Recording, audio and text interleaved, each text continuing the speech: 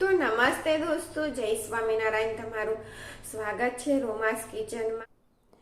તો વરામાં જે રીતની કઢી હોય છે તે રીતની કઢી આજે આપણે રેસીપી બનાવીશું. અને આ રીતથી તમે બનાવશો તો દહીંની કઢી ક્યારે તમારી ફાટશે નહીં. તો અહીંયા મેં એક વાડકી કે પછી તમે કપ લઈ લો, તેનાથી જ માપ લેવાનું છે. તો હાફ કપ દહીં લીધું છે, તેને બાઉલની અંદર ઉમેરી દઈ અને વિસ્કર કે વલોણીની મદદથી તમારે 3 થી 4 મિનિટ માટે આ રીતે તમારે ફેટી લેવાનું છે. આ પહેલું સ્ટેપ છે દહીંની કઢી નહીં ફાટે તેની માટેનું.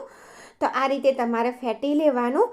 તો દહીં બિલકુલ સ્મૂધ થઈ જશે. દાણા દાણા જે હોય છે દહીંમાં તે નહીં રહે, બિલકુલ ક્રીમ જેવું બની જશે.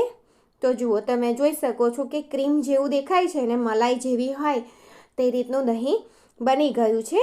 તો અહીંયા જો હાફ કપ દહીં લીધું એટલે આપણે 2 વાર હાફ કપ પાણી રેડી દેવાનું. તો 1 કપ રેડ્યું મેં અને ફરીથી હાફ કપ ભર્યો છે, પણ તેની અંદર આપણે બધું પાણી નથી એડ કરવાનું. થોડું પાણી આપણે રહેવા દેવાનું છે. થોડું પાણી ઉમેર્યું અને થોડું પાણી આપણે રહેવા દઈશું. અને બેસનનું પણ આ પરફેક્ટ માપ છે, મિક્સ કરી લેવાનું. અને જો આ બેસનનું માપ પણ પરફેક્ટ છે, 1.5 ટેબલસ્પૂન. આનાથી નહીં કઢી જાડી થાય અને નહીં પાતળી થાય, બિલકુલ પરફેક્ટ કઢી બનીને તૈયાર થશે.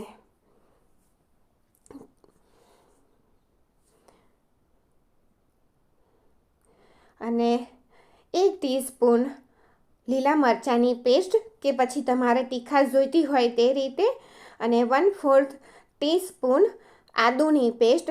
આદુ જો આટલું જ ઉમેરજો, વધારે ઉમેરશો તો પછી કઢીમાં તેનો જ ટેસ્ટ લાગશે. અને હાફ ટેબલસ્પૂન ગોળ ઉમેર્યો છે.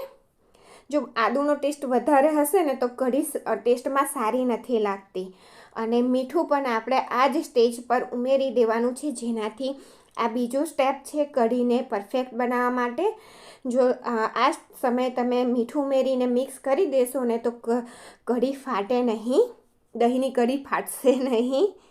તો જુઓ, થિકનેસ તમને બતાવી દઉં. આ રીતની થિકનેસ છે અને તેને આપણે ઉકાળીશું એટલે હજુ વધારે તે થીક થશે. તો અહીંયા મેં 1 ટેબલસ્પૂન ઘી લઈ લીધું છે. તમારે તેલમાં બનાવવી હોય તો તેલમાં પણ બનાવી શકો છો, પણ ઘીનો ટેસ્ટ ઘણો સારો લાગે છે આમાં. તો 1/4 ટીસ્પૂન જીરું, 1/4 ટીસ્પૂન રાઈ, 1 નાનો ટુકડો તમાલપત્ર, એલાયચીને ખોલીને ઉમેરવાની, 2 લવિંગ.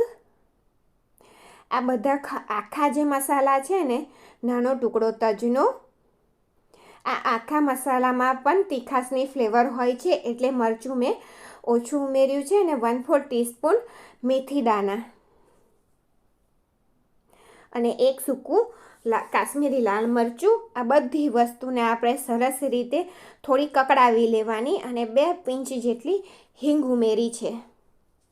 થોડું કકડાવી લઈશું ને એટલે આખા જે મસાલા છે ને તેનો ટેસ્ટ સરસ રીતે ઘીની અંદર આવશે, એટલે આપણી કઢી એકદમ પરફેક્ટ ટેસ્ટી બનશે. તો જો આપણે જે બાકી પાણી રાખ્યું હતું ને તે પાણી અહીંયા ઉમેરી દેવાનું છે. તો બધું પાણી ધીરે રહી અને ઉમેરી દેવાનું. અને અહીંયા તમારે ગેસની ફ્લેમ બિલકુલ લો કરી દેવાની છે. અને લીમડાના પાન પણ આ જ સમયે ઉમેરવાના છે, તેને વઘારમાં નથી ઉમેરવાના. અને જે મિક્સર આપણે તૈયાર કરીને રાખ્યું ને કઢી માટેનું બેટર, તેને હવે ગેસની ફ્લેમ બિલકુલ લો કરી દેવાની છે. થોડું થોડું રેડતા જઈ અને ચમચાથી આ રીતે હલાવવાનું છે, એટલે તે નીચે ચોંટે પણ નહીં. અને ત્રીજું સ્ટેપ કે દહીંની કઢી છે એટલે તે આ રીતે આપણે હલાવતા રહીશું ને તો તે ફાટે પણ નહીં. કારણ કે એકદમ જો એને ટેમ્પરેચર મળી જાય ગરમ તો દહીં ફાટી જતું હોય છે. એટલે ગેસની ફ્લેમ બિલકુલ લો રાખવાની, બેટર રેડતા જઈ અને તેને હલાવવાનું. અને જુઓ, કઢી સરસ રીતે ઉભરો આવી ગયો છે. તો આવી આપણે 5 મિનિટ માટે તેને ઉકાળવાની છે, એટલે આપણી કઢી બિલકુલ ટેસ્ટી કઢી બની અને તૈયાર થઈ જશે. અને તેને ઉકાળવાની પણ મીડિયમ ગેસ ઉપર છે, હાઈ ગેસની ફ્લેમ ઉપર કઢીને ઉકાળવાની નથી.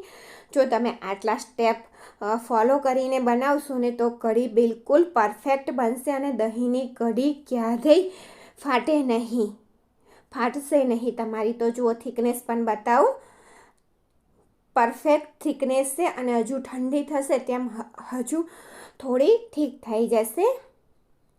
તો જો તમને મારી કઢીની ગુજરાતી ખાટી મીઠી કઢીની રેસીપી ગમી હોય તો મારી ચેનલને લાઈક કરજો, શેર કરજો અને સબસ્ક્રાઈબ કરજો અને બાજુમાં આપેલું બેલ આઇકન પણ પ્રેસ કરી દેજો.